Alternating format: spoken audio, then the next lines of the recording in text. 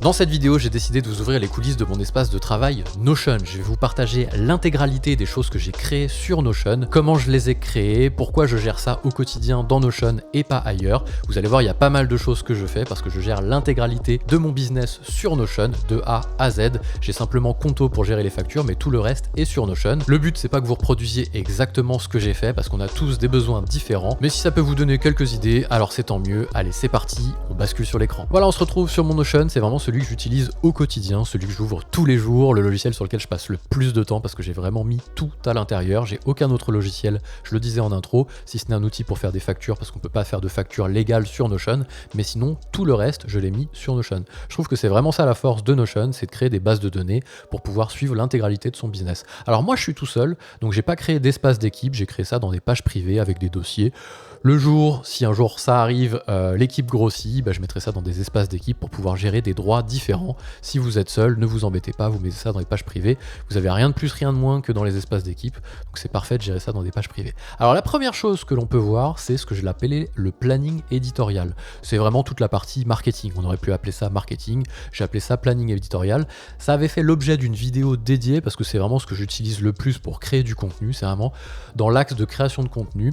En fait, dès que j'ai une idée de contenu, j'ai un petit bouton ici pour saisir une idée rapide. J'ai juste à mettre le titre, vidéo machin par exemple, clac, je fais enregistrer, je sors d'ici. Si je reviens à mon planning éditorial en page d'accueil, j'ai ma petite tâche qui est créée. Pourquoi j'ai fait ça? Pour le moment elle n'est pas rangée, je vais vous expliquer un petit peu tous les rouages de tout ça. Si je crée en fait, j'ai créé un raccourci sur mon téléphone qui me permet en un clic de saisir une idée que j'ai et elle vient se ranger dans ce que j'ai appelé Today. Today en gros c'est quoi? C'est un dossier à classer. Toutes les notes rapides que je prends quand je suis à droite à gauche, que j'ai pas envie de me prendre la tête à mettre du contexte, à détailler les idées, je les mets ici. J'ai soit un petit bouton si je suis sur l'ordinateur, soit sur mon téléphone. Je vous laisse aller voir la vidéo, j'avais fait un focus dédié sur ce planning éditorial parce que je le trouve génial. J'ai juste un bouton à cliquer, je peux même faire une saisie vocale, je dicte ma note, elle s'enregistre ici, je sais qu'elle est quelque part. Quand je reviens sur l'ordinateur et que j'ai du temps pour rajouter du contexte, je retrouve toutes les idées. Et une fois que je suis sur l'ordinateur, ma vidéo machin, je vais lui affecter une date à laquelle je pense la réaliser. Pour le moment, c'est un peu tôt, donc je vais mettre un tag. Tiens, c'est quoi? Est-ce que c'est du marketing? Est-ce que c'est du business? Est-ce que c'est de la tech? Sur quel réseau ça va aller? Si ça doit aller sur un réseau, ça doit aller par exemple sur YouTube, et je vais l'affecter à un projet. Soit mon propre projet, moi, le mémo, la chaîne que vous regardez, soit un projet client, puisque je peux aussi gérer des tâches pour les projets clients. J'ai pas fait de distinction entre les tâches, soit c'est des tâches, on parle de tâches bien entendu, entre mes tâches à moi pour mon propre business interne et les tâches que je dois faire pour mes clients que je suis en freelance. Donc là, je l'affecte à le mémo et elle disparaît. Pourquoi? Parce que j'ai fait un filtre ici qui me permet de dire, quand tu as rempli ces trois colonnes-là, alors elle se range et elle disparaît de Today, comme ça elle n'est plus dans A classé et elle va se retrouver dans YouTube a priori. Elle va se retrouver ici dans vidéo machin. Pourquoi elle se retrouve pas en premier? Parce que j'ai décidé de faire un tri sur les vidéos importantes, celles que je devais faire en priorité, celles que je trouvais intéressantes pour pas me perdre dans la masse, parce que des idées parfois on en a quelques-unes et c'est difficile de s'y retrouver. Donc j'ai fait en fait un petit focus ici avec un petit champ importance qui fait que la tâche qui est importante va se classer en premier. J'aurais pu directement le faire ici, je l'ai mis dans l'ordre, je la mets en importante, comme ça lorsque je vais le classer, salon Big Data ici et AI, je vais lui mettre ici par exemple que c'est du marketing, c'est pas du réseau mais c'est toujours lié au projet mémo, donc hop, alors s'il faut que je le mette dans un réseau, c'est Event par exemple. Pourquoi elle s'en va pas? Ah oui, pourquoi elle s'en va pas? Tiens, très bonne remarque, justement. Parce qu'elle a une date de réalisation qui est antérieure à la date du jour. Donc moi, je veux pas la faire disparaître d'ici. Potentiellement, je suis en retard dessus. Donc je veux pas qu'elle disparaisse, je veux qu'elle soit en focus dans mon Today ici. Donc j'ai fait dans mon filtre, je peux vous regarder, je peux vous montrer mes filtres avec des tris, des statuts non complétés et des règles. Alors des règles un peu compliquées. Si vous voulez que je détaille particulièrement un élément plus qu'un autre que je vous montre dans cette vidéo, mettez-moi en commentaire. Tiens, fais une vidéo dédiée sur les filtres imbriqués que tu as fait pour arriver à une page Today, je le ferai avec grand plaisir. Ou tiens, fais une vidéo sur l'ERP que tu as créé dans ton Notion, je le ferai avec grand plaisir, etc. Donc mettez-moi en commentaire, là on va vraiment faire un tour global et je vous laisse me dire en commentaire les focus que vous voulez que je traite dans les vidéos suivantes, n'hésitez pas. Voilà, donc ici, pourquoi elle reste affichée? Parce que c'est une date antérieure. Ça aurait été aujourd'hui, ça serait resté affiché aussi. Mais si ça aurait été à partir de demain, ça disparaît.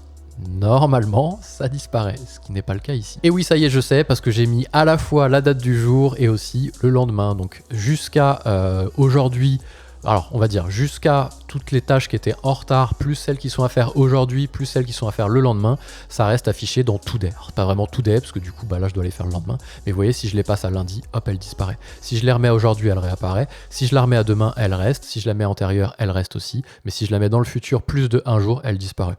Ça, c'est mon organisation. Vous pouvez le régler ici au niveau des règles. Vous voyez, la date est aujourd'hui, la date est demain et la date est avant aujourd'hui. Vous faites des ou ici et vous imbriquez ça dans un groupe de filtres. Petit teasing, si vous voulez une vidéo dédiée, je vous le dis, mettez-le moi en commentaire. Voilà, ça c'est mon planning éditorial. Ici ensuite, elles sont rangées avec toutes les tâches, peu importe le réseau, qui ont un ordre d'importance élevé. Et ensuite ici, j'ai les newsletters par support en fait. Le snacking, c'est des petites notes, des petits tweets, etc. Écrit, ça va être des choses un peu plus longues, des articles de blog, YouTube, newsletter. Alors news et newsletter, c'est deux choses différentes. Bon, ça, c'est mon organisation interne. Mais en gros, vous avez un sous-dossier derrière par typologie de choses à réaliser. Donc j'ai mon today qui est ma boîte de réception et après je classe ça dans des sous-dossiers, c'est mon planning éditorial. Deuxième onglet, on passe sur la partie notes. Ça, c'est le plus important, j'aurais presque pu le mettre en premier.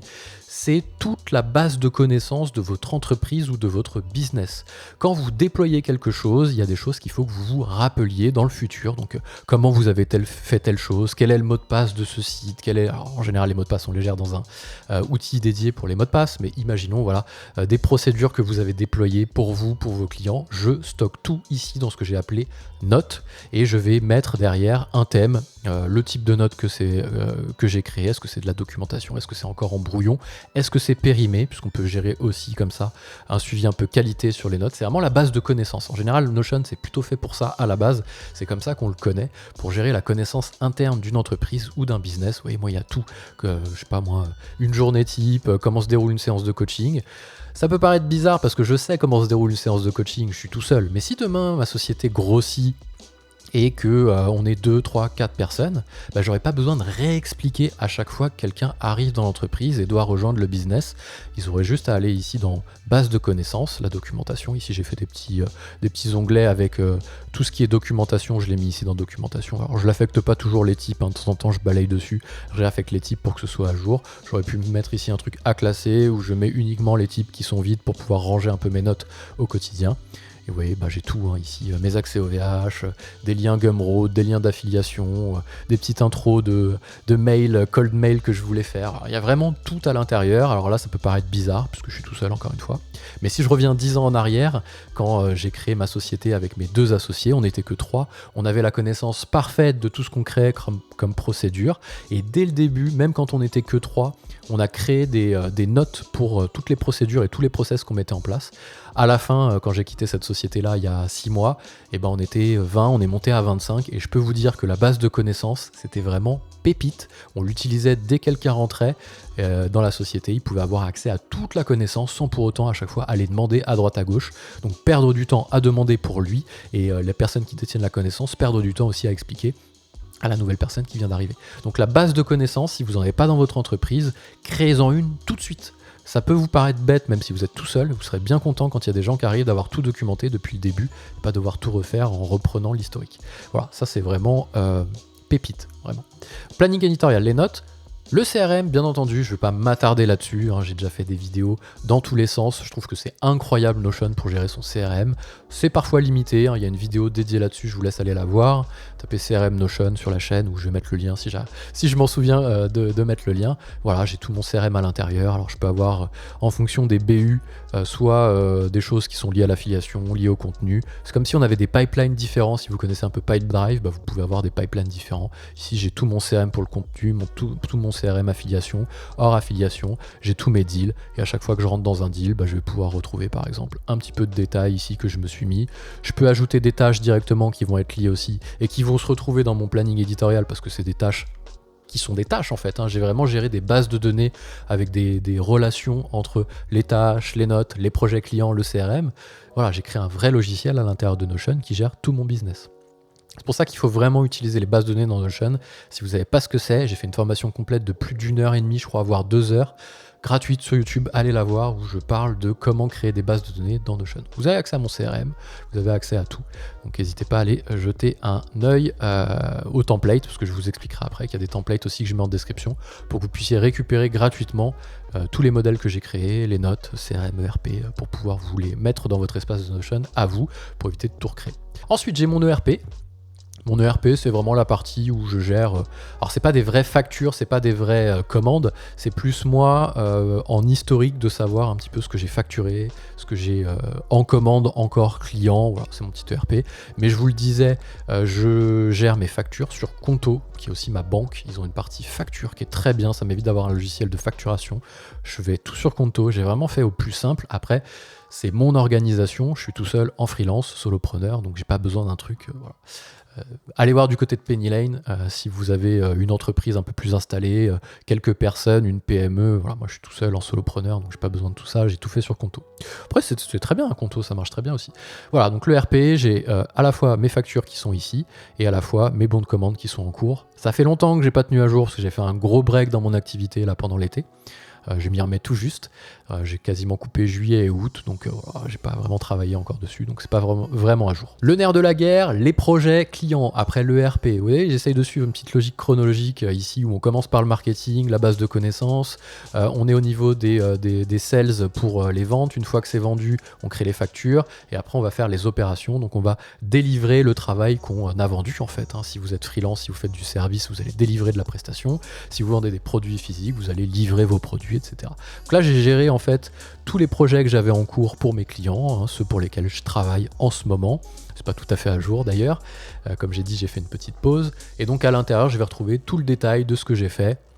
Si je rentre dessus, je vais avoir toutes mes tâches, tout un tas de choses. Et j'ai partagé en général ces pages aussi avec les clients pour qu'ils puissent avoir accès aussi à tout ce qu'il se passe de mon côté et qu'ils aient une vue aussi sur ce que je fais. Je trouve ça génial d'avoir un onboarding client partagé sur son Notion. C'est des discussions que j'ai eues pas plus tard qu'aujourd'hui en commentaire, de partager une page pour améliorer l'expérience client, l'expérience utilisateur, d'avoir une petite page d'onboarding. Dès que vous avez un nouveau client que vous rentrez, que vous soyez en freelance ou même en PME, service ou autre, vous lui créez une petite page avec tous les éléments dont il a besoin sous la main. Il a vraiment cette page et dans cette page, il y a tout.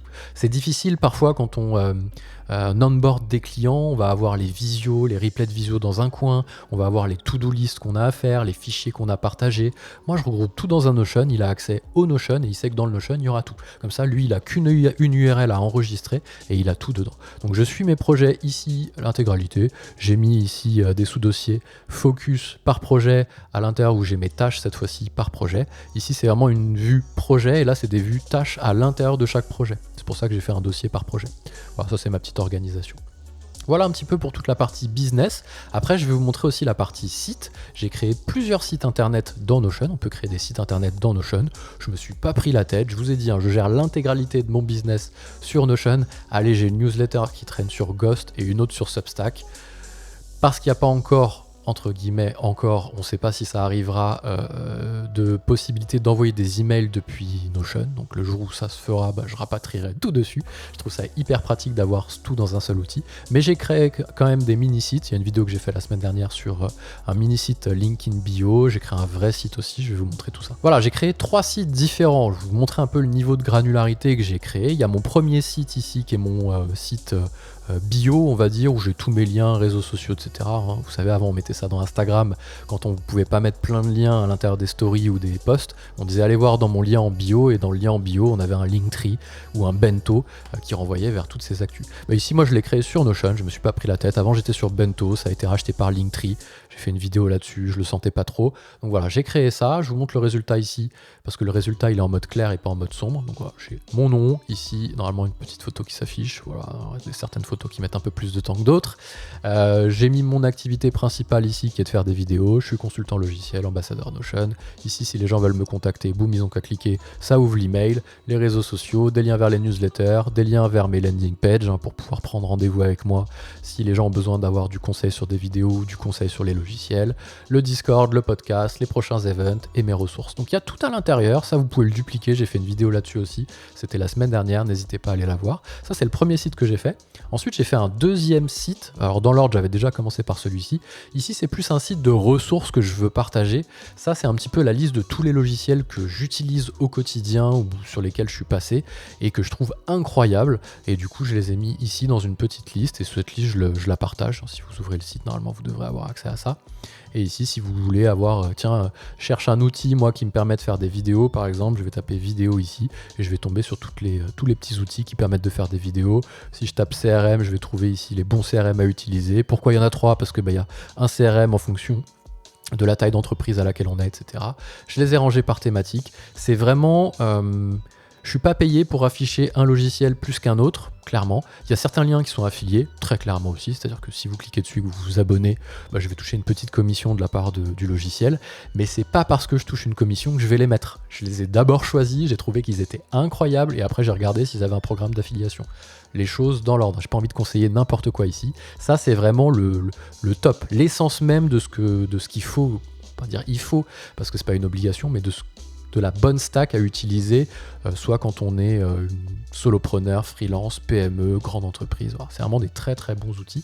J'ai géré ça dans Notion. Voilà, ça vous permet d'avoir un autre site. J'ai géré ça en base de données. Et mon dernier site, c'est un peu un site institutionnel. J'en avais pas vraiment le besoin, j'ai poussé l'exercice, je vais vous montrer à quoi il ressemble. Pareil, j'ai déjà fait une vidéo là-dessus. Voilà, c'est un petit site cette fois-ci que je l'ai laissé en version foncée, je trouvais que ça s'intégrait mieux. Donc voilà, il y a le petit titre ici, le petit H2, la petite description, une petite vidéo Wistia embed, le détail des fonctionnalités, les témoignages clients, les liens en footer ici, et les réalisations, services, contacts, à propos. Ouais, il y a tout à l'intérieur. J'aurais même pu mettre dans contact ici. Désormais, on a la possibilité de mettre des formulaires dans Notion.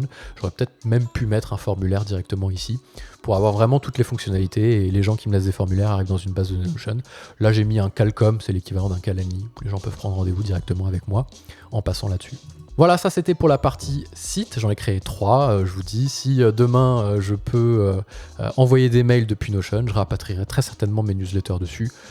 Quoique, je trouve quand même que Ghost est assez incroyable, Substack aussi, c'est vraiment deux choses différentes. Sur Ghost, j'ai ma newsletter business, on va dire, avec les actus tech, et sur Substack, j'ai vraiment ma newsletter personnelle, mes réflexions, mes petites pensées philosophiques un peu du quotidien. Je trouve que ça s'y prête mieux, il y a vraiment ça. J'aime bien utiliser les plateformes pour ce qu'elles sont, et avec Notes en plus de Substack. Donc allez faire un tour sur Substack, c'est vraiment pas mal, honnêtement. Et après les sites, il y a tous les templates que j'ai créés. Alors là, c'est vraiment propre à mon activité pour le coup, puisque dès que je crée un template Notion, tous ceux que je vous ai partagés avant, le CRM, les notes, le RP, les projets, etc.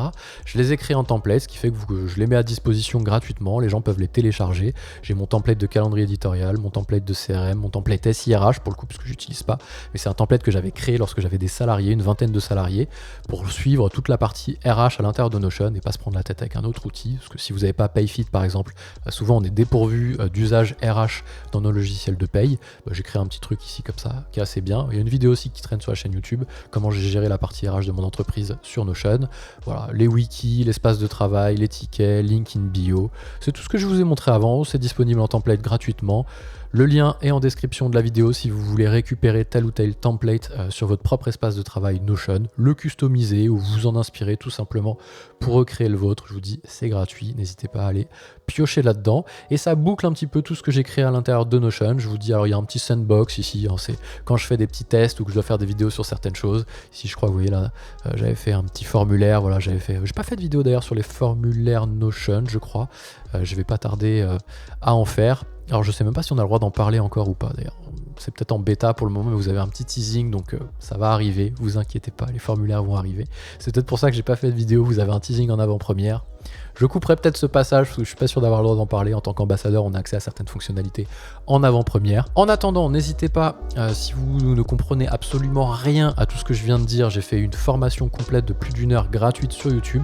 N'hésitez pas à aller la voir, le lien doit s'afficher normalement quelque part à gauche ou à droite de moi. N'hésitez pas à cliquer dessus, c'est une formation gratuite, elle vous explique tous les rudiments de comment déployer Notion dans votre entreprise. Moi je vous dis à très vite et n'hésitez pas à mettre des commentaires si vous voulez qu'on creuse certains sujets en détail dans les prochaines vidéos. À bientôt.